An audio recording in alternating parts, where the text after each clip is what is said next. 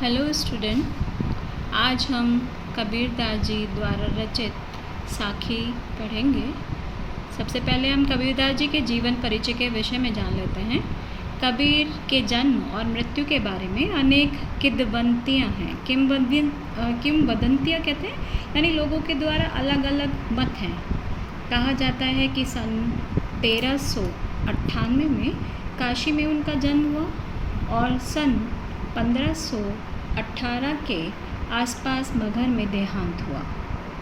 कबीर ने विधिवत शिक्षा नहीं पाई थी, परंतु सत्संग, पर्यटन तथा अनुभव से उन्होंने ज्ञान प्राप्त किया था। यानी साधु संगतों के द्वारा और इधर उधर घूमकर ही उन्होंने अपना ज्ञान अर्जन किया था। उनको दार्शनिक विचारधारा के प्रति भी माना जाता है। भक्तिकालीन निर्गुण संत परंपरा के प्रमुख कवि कबीर की रचनाएं मुख्यतः कबीर ग्रंथावली में संग्रहित है। यहाँ पर भक्तिकालीन दो शाखाएं हैं, एक निर्गुण शाखा है और एक सगुण शाखा है। तो ये निराकार ब्रह्म को मानते थे, किंतु कबीर पंथ में उनकी रचनाओं का संग्रह बीजक ही प्रमाणित माना जाता है और उनकी कुछ रचनाएं गुरु ग्रंथ साहब में भी संकलित हैं। कबीरदास जी ने अपनी कविता में सामाजिक भेदभाव और जो धर्म आडंबर था उनका विरोध किया है। यहाँ पर जो आपकी साखी है, पहली साखी है, मान सरोवर सुभर जल, हंसा केली कराही, मुक्ता फल मुक्ता चुगै, अब उड़ी अनंत न जाही। तो यहाँ पर कबीरदास जी ने मान सरोवर यानी एक सरोवर है जो तिब्बत में है और एक उन्होंने मन रूपी सरोवर के लिए बताया है। हंसा केली करें, हंसा यानी जो पक्षी है हंस, वो उसमें क्रीड़ाएँ करता है। जो मान सरोवर का जल है वह स्वच्छ जल से भरा हुआ है और उसमें हंस पक्षी क्रीड़ाएँ कर रहे हैं। मुक्ता फल मुक्ता चुगए, अब उड़ी अनंत न जाए। और वे उसी में मुक्ता यानी मोतियों को चुगते हैं और वो वहाँ से, उस सरोवर से कहीं भी नहीं जाना चाहते। एक तो ये इसका अर्थ ये है। दूसरा प्रतीकार्थ अर्थ ये है, इसमें जीवात्मा, हंस किसके लिए प्रयुक्त हुआ है? जीवात्मा के लिए। कवि कह रहे हैं जीवात्मा प्रभु भक्ति में लीन होकर मन में परम आनंद का अनुभव कर रही है और वह इस सुख को प्राप्त करके कहीं और भी नहीं जाना चाहती, यानी वो इसमें ही निरत रहना चाहती है। ठीक है, इसके दो अर्थ हैं। दूसरा है, दूसरी साखी में, प्रेमी ढूंढत मैं फिरूं, प्रेमी मिला न कोई, प्रेमी को प्रेमी मिले, सब विष अमृत होए। प्रस्तुत साखी में कबीरदास जी कहते हैं कि कबीर ईश्वर प्रेमी, जो प्रेमी होता है ईश्वर से प्रेम करने वाला, प्रेमी ढूंढत मैं फिरो, प्रेमी न मिलिया कोई। मुझे ईश्वर भक्त ढूंढ रहा था लेकिन मुझे ऐसा कोई भी व्यक्ति नहीं मिला। लेकिन जब हमारा मन में अहंकार ख़त्म हो जाता है तब हमें जो ईश्वर भक्त है वो अनायास ही मिल जाता है और जितने भी हमारे मन में विष यानी जितने भी विकार हैं, जितने भी कलुषित भाव हैं, वो सब मिट जाते हैं और हमें अमृत की प्राप्ति हो जाती है। यानी कहने का तात्पर्य है कि ईश्वर का जब हमें ज्ञान हो जाता है तो हमें हर चीज़ अच्छी लगती है और हमारे मन में जो अहंकार है वो समाप्त हो जाता है और हम में जो बुराइयां हैं, जो कलुषित विचार हैं, वो सारे दूर होकर अमृत की प्राप्ति हो जाती है। ठीक है। हस्ती चढ़े, तीसरी साखी हम देखेंगे। हस्ती चढ़े ज्ञान को सहज दुलेचा डारी, स्वान रूप संसार है भूकन दे झक मारी। प्रस्तुत साखी में कबीरदास जी कहते हैं कि जो ये संसार है, यहाँ पर ज्ञान प्राप्ति यानी ज्ञान प्राप्ति में लगे हुए साधकों को संबोधित करते हुए कबीरदास जी कहते हैं कि तुम ज्ञान रूपी हाथी पर चढ़कर सहज दुलीचा यानी सहज साधना के आधार पर ज्ञान की प्राप्ति करो, क्योंकि स्वान रूप संसार है। ये जो संसार है, स्वान कहते हैं कुत्ता, जैसे कुत्ता भोगता रहता है, ठीक उसी प्रकार जो संसार में रहने वाले मनुष्य हैं वो व्यर्थ में ही टीका टिप्पणी करते रहते हैं, व्यर्थ में ही बोलते रहते हैं। भूखन दे जप मारे, यानी उनको व्यर्थ में भूखने दो, उनको व्यर्थ में बातचीत करने दो। तो यहाँ पर कबीरदास जी का कहने का तात्पर्य है कि जो हमें एक ईश्वर की प्राप्ति के लिए जो हमें ज्ञान अर्जित करना है, उसे हमें साधारण रूप से कर लेना चाहिए। हमें किसी की परवाह नहीं करनी चाहिए, क्योंकि लोग हैं, लोग तो व्यर्थ में ही व्यंग कसते रहते हैं, व्यर्थ में ही अनर्गल बातें करते रहते हैं। अब चौथी आपकी साखी है, पखा पखी के कारणे सब जग रहा भुलान, निरपक होय के हरि भजे सोई संत सुजान। पखा पखी यानी पक्ष विपक्ष, ये उस समय का कबीरदास जी ने वर्णन किया है जब हिंदू मुस्लिम में आपस में क्या था, अपने अपने धर्म को लेकर मत भ्रांति थी, अपने अपने धर्म को वो सर्वोपरि मानते थे। तो यहाँ पर कबीरदास जी कह रहे हैं पखा पखी के कारण ने सब जग राह भुलाए, यानी पक्ष विपक्ष के कारण सब संसार क्या है, आपस में प्रेम मोहब्बत सबको भुला बैठा है।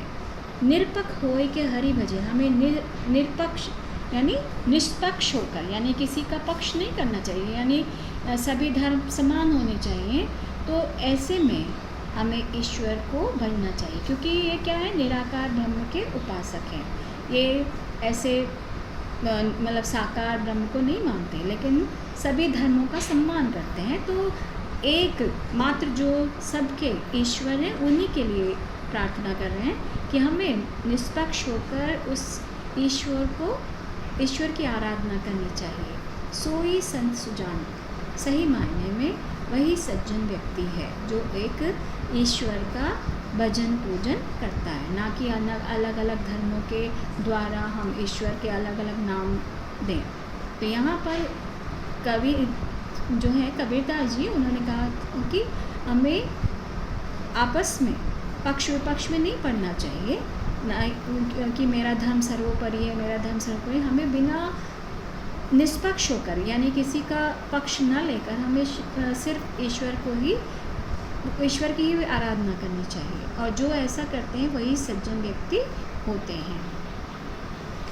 दूसरी साखी में नेक्स्ट में कह रहे हैं, हिंदू मुआ राम कहे, मुसलमान खुदाए, कहे कबीर सो जीवता, जो दुई के निकट न जाए। यहाँ पर कबीरदास जी कहते हैं हिंदू जो लोग हैं वो मुझे राम कहते हैं, यानी भगवान को राम कहते हैं, और जो मुस्लिम हैं वो खुदा कहते हैं। कबीरदास जी कह रहे हैं क्योंकि सब अपने अपने धर्म के प्रति कट्टर हैं, तो यहाँ पर कबीरदास जी कहते हैं कि वही व्यक्ति सही है जो इनमें से दोनों के निकट नहीं जाता, अर्थात जो एकमात्र ईश्वर है उसी की ही उपासना करते हैं। ठीक है। दूसरी साखी में कह रहे हैं कबीर, काबा फिरी काशी भया, रामे भया रहीम, मोट चून मैदा भया, बैठ कबीर जीम।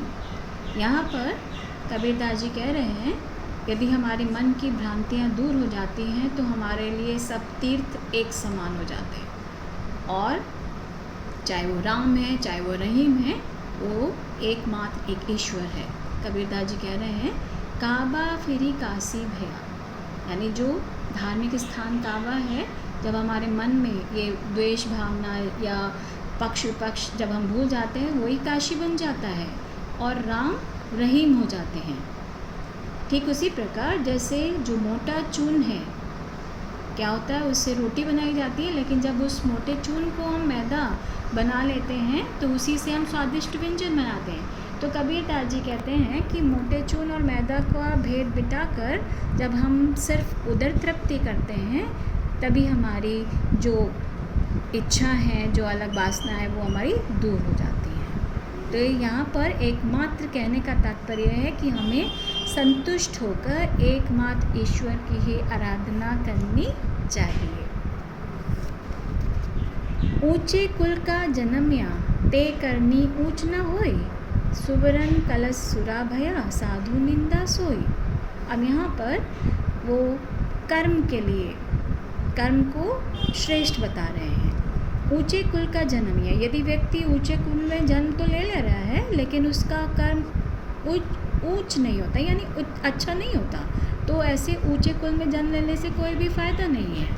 जिस प्रकार से उदाहरण दे रहे हैं वो सुबरन कहते हैं सोने के कलश में यदि सुरा कहते हैं शराब भर दी जाए तो सज्जन व्यक्ति क्या उसकी निंदा नहीं करेंगे? तो निंदा करेंगे, क्योंकि क्या है वो अपेय पदार्थ है।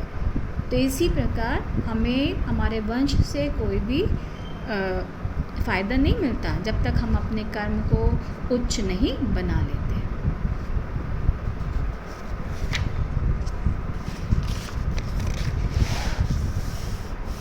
ये तो साखी थी। अब है आपका सबद। सिर्फ आपका पहला सबद ही आपके सिलेबस में है, जो लास्ट वाला है वो आपके सिलेबस में नहीं है। मुँह को कहाँ ढूंढे बंदे, मैं तो तेरे पास में, ना मैं देवल ना मैं मस्जिद ना काबा कैलाश में, ना तो कौन क्रिया कर्म में नहीं योग वैराग्य में, खोजी होए तो तुरंत मिलो पल भर की तलाश में। कहे कबीर सुनो भाई साधु सब श्वासों की श्वास में। यहाँ पर ईश्वर के लिए कहा गया है। हम व्यर्थ में ही ईश्वर को ढूंढने के लिए इधर उधर भटकते रहते हैं। तो कवि ने कितनी सादगी से ईश्वर के विषय में वर्णन किया है।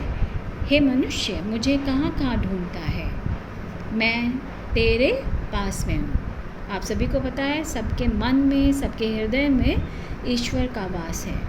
ना मैं मन देवल ना मैं मस्जिद ना काबे कैलाश, ना तो मैं किसी देवल कहते मंदिर में हूँ और ना ही किसी मस्जिद में हूँ, ना मैं किसी धार्मिक स्थान पर काबा में या कैलाश पर नहीं हूँ, ना तो कौन क्रिया कर्म, जो व्यक्ति तपस्या करते हैं, उपासना करते हैं, ऐसी किसी भी क्रियाकर्म में नहीं हूँ, ना ही योग वैराग्य में, यानी योग करने से या सांसारिक मोह माया से वैराग्य लेने में मैं किसी में भी नहीं हूँ। यदि व्यक्ति खोजी होए तो तुरंत मिले, यदि व्यक्ति सच्चे मन से मुझे खोजना चाहता है तो मैं उसे सिर्फ पल भर में ही मिल जाऊँगा, क्योंकि सबके मन में ईश्वर का वास है। यदि हम इधर उधर भटकते रहेंगे, हमारा मन इधर उधर चीज़ों में लगा रहेगा तो हमें ईश्वर की प्राप्ति नहीं होगी। कबीरदास जी कह रहे हैं, कहे कबीर सुनो भाई साधु सब श्वासों की सांस में। कबीरदास जी कहते हैं, हे सज्जन व्यक्तियों सुनो, जो ईश्वर हैं वो सब व्यक्ति के सांस में यानी हृदय में विराजमान हैं। तो हमें व्यर्थ में इधर उधर नहीं भटकना चाहिए। बिल्कुल उन्होंने ये सारी बातें सत्संग से, अपने अभ्यास से उन्होंने महसूस किया और अपनी साखियों में अपने कम शब्दों में उन्होंने ये सारी ज्ञानप्रद बातें बताई हैं। आपको बता दें, जो कबीरदास जी हैं उनकी भाषा सधुकड़ी भाषा है, यानी मिली जुली है। उर्दू, फारसी, हिंदी उनकी मिली जुली भाषा है और उसको खिचड़ी भी भाषा कहते हैं। और ये भक्तिकालीन कवि हैं। भक्तिकालीन में भी निर्गुण ब्रह्म शाखा के कवि हैं। ये आपको काव्य सुंदरी में देना होगा। यहाँ पर आपको अलंकार बता दें, हंसा केली करही में अनुप्रास अलंकार है। मुक्ता फल मुक्ता चुगय, यहाँ पर यमक अलंकार है। दूसरी साखी में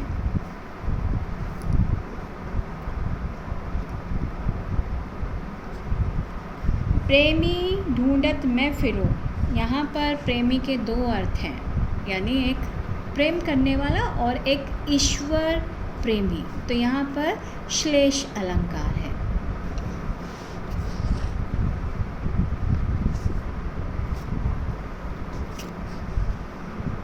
पखा पखी, यहाँ पर अनुप्रास अलंकार है। संत सुजान में अनुप्रास अलंकार है।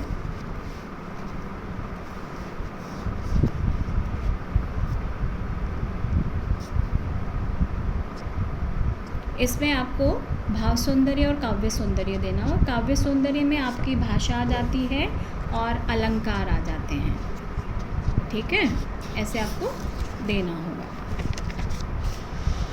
इसी के साथ हम विराम लेते हैं। दूसरी वीडियो में मैं आपको इसके प्रश्न उत्तर के विषय में बताऊँ।